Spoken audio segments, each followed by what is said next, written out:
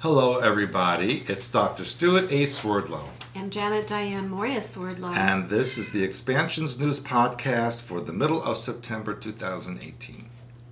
And we just finished our week-long class. Amazing intensive, class. Our spectacular September class. And it really was spectacular. It was amazing. I must say so myself. Yeah, I hope you saw our Facebook post because we gave you a couple little hints of what you missed out on. Well, it doesn't matter because they missed it. I know. It's not filmed, and I'm not doing it again. I know. So you weren't here. I'm sorry. You had every opportunity. Yeah. No excuses, and I told you that. So don't be sorry. No messing around. No, January, well, you have Tampa. We'll just throw that out. Tampa is going to be some fascinating Templar information if you're Yes, interested. but not what I did this week. And then in January, we have more fascinating information. In January, I will pick up where I left off and go into more detail and other such things. So I promised the people that in January, for their sakes and for any new people that come in January, the very first morning I will do a review quickly of what I did this past week. Yeah. So if you haven't signed, if you didn't come to September, if you came and you want to come to January, remember we have limited spacing, so sign up immediately. Mm-hmm. And I hear the cat is also serenading us like always. The cat is quiet until we sit down to do our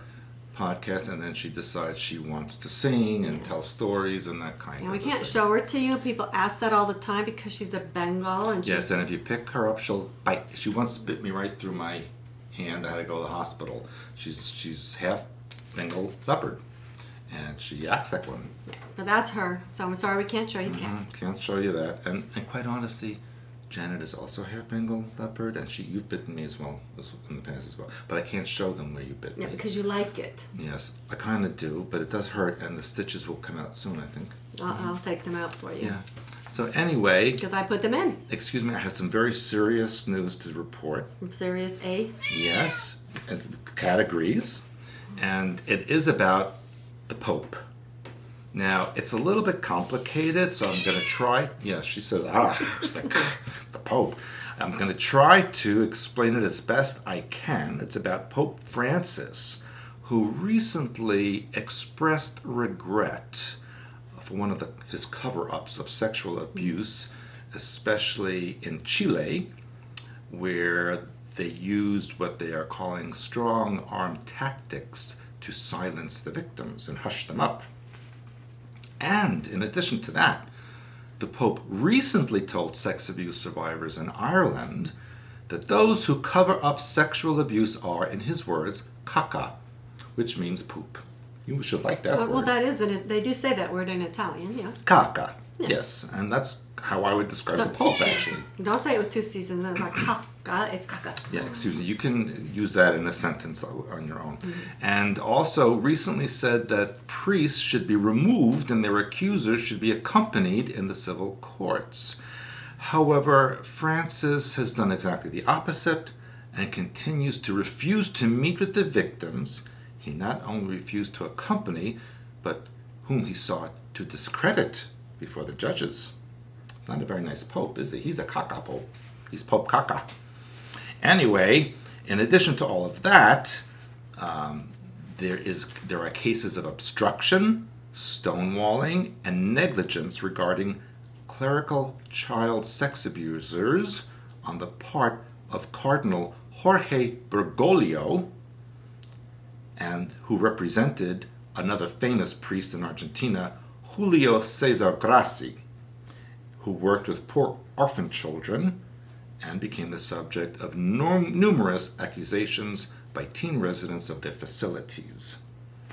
And actually, this priest Grassi was convicted for sex abuse of a minor in 2013 and was sentenced to more than 15 years in prison. But Cardinal Bergoglio engineered a campaign to discredit the victims and to influence the judges in the case, which resulted in many of the charges being dismissed. So, this is one of my favorite parts. This Father Grassi was a priest of the Diocese of Moron, but it's spelled Moron, M-O-R-O-N, but it's Moron, near the Metropolitan Authority of Buenos Aires. And interestingly enough, This priest was in charge of the Happy Children Foundation, in Spanish, Fundación Felices los Niños. Like happy endings for the priests. Yeah, that's kind of what it was. And this Father Grassi in the 90s was actually a celebrity priest who seemed untouchable. And Bergoglio, who was trying to defend him and prevent Grassi from going to prison, wrote a series of 4 books devoted to casting doubt on the victims' testimonies and attacking the victims themselves. And he openly called them false accusers. Anyway, after a 9-month trial with over 130 witnesses... Was that 13? 13 yes, times 10. Grassi was convicted in 2009 of molesting 1 of 3 children. And he was also convicted for misuse of public funds in the operation of his foundation, which added 2 more years to his prison time. But guess what he's doing in prison? He has his own private room with his own office, a private bathroom, cable TV, a 21-inch color television, and a computer with internet access, a heater, and a minibar. I'll sign up for that prison. Sounds fun. But he's never been stripped of his priesthood. He continues to wear his collar in prison. And Pope Francis refuses to do anything further against him. Now, let's go to the United States. And this is actually a very important story, which I think will connect to one of your stories. Okay. Because in New Mexico... You should have worn your shirt from last week. You had your New Mexico shirt on last week. I'm in the process of having it tattooed on my... Oh, that's a good idea. And then idea. I won't wear anything next week, and I'll just show it. All right. Stay tuned for this one next week. Mm-hmm. Actually, you have it already tattooed. Well, don't tell actually, them. This is actually paint, and you're naked right now. Right. It's just paint. Because I have a very hairy black chest. You do? Yes, Well, then I wouldn't stay married to you. Anyway, New Mexico. That's sexist. Go ahead. You know, that is a microaggression against me, and I'm going to need a timeout room with Play-Doh. And I won't tell you what I'm going to do with the Play-Doh.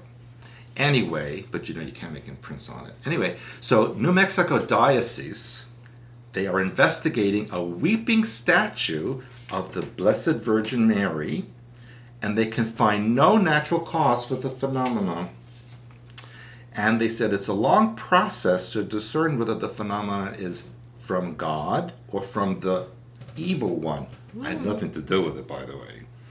It's being investigated by Bishop Oscar Cantu from the Las Cruces Diocese. We were in Las Cruces. We actually like Las Cruces. Yep. He said, the devil can sometimes imitate holy things in order to confuse us. So we must be prudent and vigilant. Parishioners of Our Lady of Guadalupe Church reported the bronze statue of their parish's namesake weeping rose-scented tears on the Feast of Pentecost in May.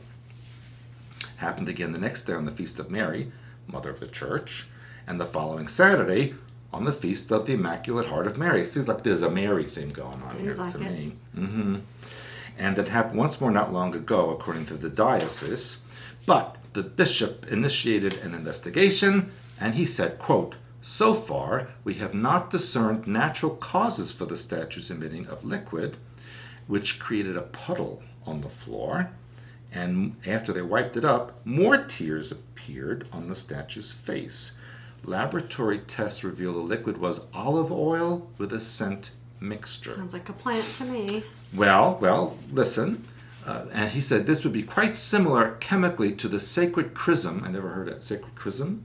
Sounds kind of, obscene. Which is olive oil that is mixed with the perfume balsam when they consecrate something. But investigators discovered only cobwebs in the statue's hollow interior and nothing that could create a liquid. So what do you say about that? I say somebody's putting this stuff on her when nobody's looking. No, but they are looking. No, they aren't. All I had to do is set up a webcam and watch the thing. Anyway, he says, I remind you that the church believes in the existence of fallen angels who at times try to trick us. We renounce the devil, however. I'll tell you why they put that story up, because they want you to look at things like we renounce the devil and the fallen ones, or all kinds of trigger words loaded in that story. But I'm going to tell you, this has happened many times in other places. It's transmitted via ELF to prepare for the stage second coming of Christ. Now, I know you have a story about this, but I'm just going to briefly state something. No, because I have that. You wait till I tell my story, then you can add that. Because it also takes place in New Mexico, and Yeah, I but think you have they're to wait. connected. No, wait till you So tell then my I'll just story. take my Yes. very last story, since Yes. you've been microaggressively acting Yes. towards me. And that is that there apparently has been a blizzard in South Africa. No. Yes. No. They're calling it a freak blizzard, blanketing South Africa with sheets of snow as it goes into spring, because it's springtime there. And it happened in the Western Cape with up to 25 centimeters of snow, which is like 10 inches of snow. It's a lot for South That's Africa. a lot of snow. All right, so you want to keep your other notes available for, because my first story is a very mysterious story, which is of course all over the internet by now, about the Sunspot Observatory that temporarily closed. In New Mexico. Yes, in New Mexico, according to a security alert. Which I just want to mention is very close to Las Cruces. Yes, all of it is together. So what's interesting, it's located 17 miles south of Cloudcroft in the Sacramento Mountains. It's under the Association of Universities for Research and Astronomy, or AURA, A-U-R-A. That's a strange name, isn't it? Yeah. Now, what's interesting is this association released their statement, and they said, we have decided to vacate the facility at this time as a precautionary measure. It was our decision to evacuate the facility. Well, that didn't happen, but we'll get to that.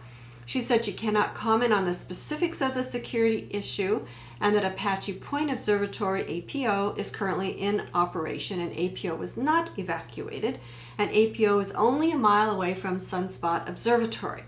Then she goes on, and remember, she first says it's their decision. Then she goes on to say, I'm actually not sure when the facility was vacated, but it will stay vacated until further notice. It's the people that vacated. At this time, it's the facility that's closed. Then she said that it's not only closed to the public, it's closed to the employees. Now, what's interesting is Otero County Sheriff Benny House said that the sheriff's office was asked to stand by, but they don't say by whom. Stand by what? Stand by. That's all the article says. The FBI is refusing to tell us what's going on. We've got people up there at Sunspot that requested us to stand by while they evacuate. Well, which people, right? The FBI, the employees, the local people, who knows? Nobody would really elaborate on any of the circumstances as to why. The FBI were up there, what their purpose was, nobody will say. And he said the sheriff, and that he should know what's going on, right? Has a lot of unanswered questions about what occurred at Sunspot. I just want to say something. The name of the place is Sunspot. Right. And it's an observatory. Right. But interestingly, there are no sunspots now on the sun because it's in a solar minimum. Yes, I have so that. that has to be. Yes, I have that information as well. As he says, the sheriff, for the FBI to get involved that quick and be so secretive about it, there was a lot of stuff going on up there. There was a Black Hawk helicopter, a bunch of people around antennas, and work crews on towers. But nobody will tell us anything. And then he said he pulled his deputies from the facility after there was no identifiable threat.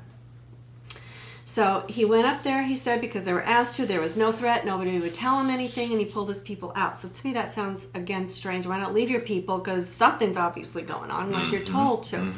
Now the other thing I will tell you is, if this really was secret, this wouldn't be on the news. Well, the other thing I wanted to mention from one of my sources. Yeah, I haven't finished. Yeah, but I just want to say. I have that too. You have to wait. You have to wait. You are microaggressing against I am. Anyway, the sheriff said he didn't understand why Sunspot did not call or notify them of the situation. Then the FBI referred all questions to the group that manages the site, the Association of Universities for Research and Astronomy, AURA people, and security guards from Alamogordo private security firm Red Rock Security were posted at the observatory's gate to keep curious visitors from coming to see what they could see. However, there was a tent belonging to an employee and resident of the observatory that was set up near the gate. And this employee is allowed to enter the facility to do routine maintenance but can't stay in his home. He just comes in, do what he's supposed to do, works his shift, and then he leaves. Now, New Mexico State University is also involved in the Sunspot Observatory. And the astronomy professor R.T. James McAteer, I guess, said that also his 4 employees at Sunspot were evacuated. And what gets more curious is the U.S. Postal Service, which operates the Sunspot Post Office, was also forced to evacuate. Uh-oh, that goes against their credo, doesn't it? And nobody can explain why they took over the post office. And there were also 12 to 15 residents who were evacuated. Now, maybe there's alien mail coming through there. I don't know, but that was also very odd. And so those postal workers were relocated, I think, to Cloudcroft. The observatory itself was established in 1947. Just Roswell time. That's right. It was the same year as the UFO sightings. It is. It overlooks the Tularosa Basin, which is an expanse of desert that includes the city of Alamogordo, Holloman Air Force Base. That's where the president met with the aliens in Holloman. White Sands Missile Range, White Sands National Monument, and which was, of course, the site of the world's first atomic bomb test. And we were there, of course, last year. And all this area we did. And it's near multiple military bases, 2 hours drive from the town of Roswell, which we just mentioned. Now, the telescope at Sunspot was originally built by the U.S. Air Force and then eventually transferred over to the National Solar Observatory, which is part of the National Science Foundation. So we have a theme going. We've got national, all involved in this facility. In 2016, it was upgraded and the facility was updated to the newly formed Sunspot Solar Observatory Consortium. And guess what? Sunspot has a one-of-a-kind telescope that produces some of the sharpest images of the sun available in the world. Wow. And data from the observations done at Sunspot is sent not only to New Mexico State University, but to researchers around the world. There are 2 buildings there. One's for the employees and one's the visitor center. And I will tell you that the observatory was closed just as a massive hole has opened up in the sun's corona. What? Which means we're officially on watch for a geomagnetic storm. And I gave a huge article a week or 2 ago about the sun heading into a solar minimum and becoming ice age. Just, but I wanted to mention that apparently there were 10. I have it here. Well, I'm waiting for you to get to it. Hello, if you wait. So at the same time, I have 6. 1 located in Sydney, Australia, 1 in Chile, 1 in Spain, and 2 in Hawaii, 1 in Pennsylvania. So that's 6. What other 4 have you got? All I got was information that 10 observatories around the world were closed simultaneously. Yeah. So what do you think's going on? Well, did you post a link to that video of the sun? From the last report? No, I received that recently, where there's a video of the sun that shows all these objects coming out of it. Yeah, I didn't post that, no. But I think that's all over the internet by now. People have seen it. So that's when they shut down the observatories. Yeah. And like I told you, they didn't want you to know this information would not be out there for you, even this much. So they're letting you know, and then this way they can control the information, which is what they want. But they're putting it out, okay? Anything else to say about that mystery? Well, remember I told people that an armada was coming, and it sure looked like one to me. And it's interesting, this is a one-of-a-kind telescope. That's what they told That's you. what they're telling you, anyway. That's the best one in the world for observing the sun at Sunspot, right? And now I have another bizarre, mysterious story, in my opinion. Is it about me? No. Everybody, of course, by now is aware of Hurricane Florence, battering the East Coast, the hurricane that wasn't. Okay, well, I'll tell you why it wasn't. Why? Well, according to my article, Pat Robertson cast a shield of protection ahead of Hurricane Florence. Now, to me, this sounds very much like New World religion. Again, just like what we're talking about, this Virgin Mary incantation spells, ritual, all these things. And this is the Christian Broadcasting Network. If you haven't heard about this one I think is really bizarre. According to this article, televangelist Pat Robertson casts shield of protection out in an anti-storm incantation via the Christian Broadcasting Network. It said he broke out a prayer that sounded more like a wizard's spell as he attempted to block the approach of Hurricane Florence. Yes, but he was only protecting Virginia. Well, he's trying to make it all go away. He said he was speaking in Virginia, which is his home of this network and where he lives, and in the potential path of the storm. First of all, he cited a biblical passage in which Jesus commanded the wind and water on the Sea of Galilee to be still. Then the preacher said that if he and his followers could accomplish the same thing if we are together with one accord. Then he asked his followers to put a hand out toward the Atlantic and repeat an incantation. In the name of Jesus, you, Hurricane Florence, we speak to you in the name of Jesus, and we command the storm to cease its forward motion and go harmlessly into the Atlantic. Go up north, away from land, and veer off in the name of Jesus. See, but that's not what happened. We declare in the name of the Lord that you shall go no further, you shall do no damage in this area. It doesn't matter what happened. The point, No, but it didn't do that. Doesn't matter. The point is that he's having his followers do incantations to stop things. I've never ever heard a televangelist do such a thing. And the words that they're using are trigger words for people, and this to me is a precursor to New World religion, where people will be doing incantation and spells and putting their hands out.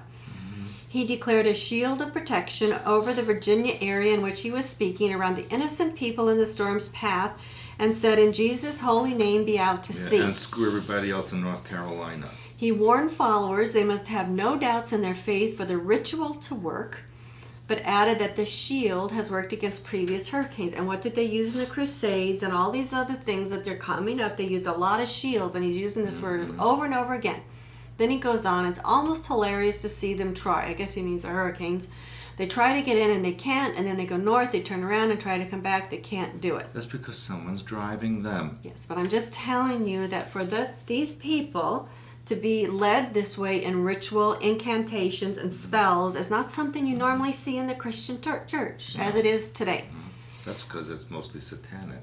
And the storm's death toll climbed to 13. As our latest count, there's that number 13 again. So that's what I have for my news. So I want to remind you, I think I have 2 spaces left in our upcoming webinar, which begins on Wednesday. So if you miss out... Oh, this Wednesday? This Wednesday. If you miss out, then you're going to have to wait till October. But we're working through this book, which is going to be an amazing way for you to understand your own life and get yourself in order, and what's going on in here is going to be reflected out there. I also want to remind you that these are great books to help you with your personal healing and control your own mind before somebody else controls it for you. Hyperspace Helpers, little book, but very, very powerful. Hyperspace Helper, or Hyperspace Plus, which is an addition to the smaller one, and then of course people love this one because it's all in color. Lots of colored stuff going on in there for them to work with. Healing Archetypes and Symbols. I can get 4 pounds of books, so here's 3. You could throw in Stuart Says if you want. All these in one envelope, and yes, we do know postage is expensive. Nothing we can do about that, but you need to take care of your mind. Or you could just pay for me to deliver it to you. Maybe. I know you're going to be in Tampa here the couple last weeks? weekend of the month. Yeah. So that's coming up before you know it. You're going to be talking about the Knights Templar, its connection to Kuiper Belt and the island of Nevis. Lots of interesting things, which we kind of said. January class is coming up, which we kind of said. So join our website because we are on there every single day to give you daily support.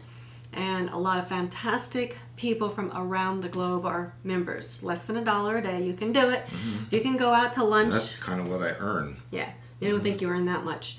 If you can go out to lunch, you can stop, join our website, and you know what? You're going to be amazed at the mental food you're going to get and the spiritual food that you're going to get that will nourish your soul. And that's what you're looking to do. Well, I have to nourish my soul. To nourish your soul. So like, comment, share, subscribe, and like our Facebook pages. My soul likes spaghetti. I know. Until next time, bye-bye. Bye.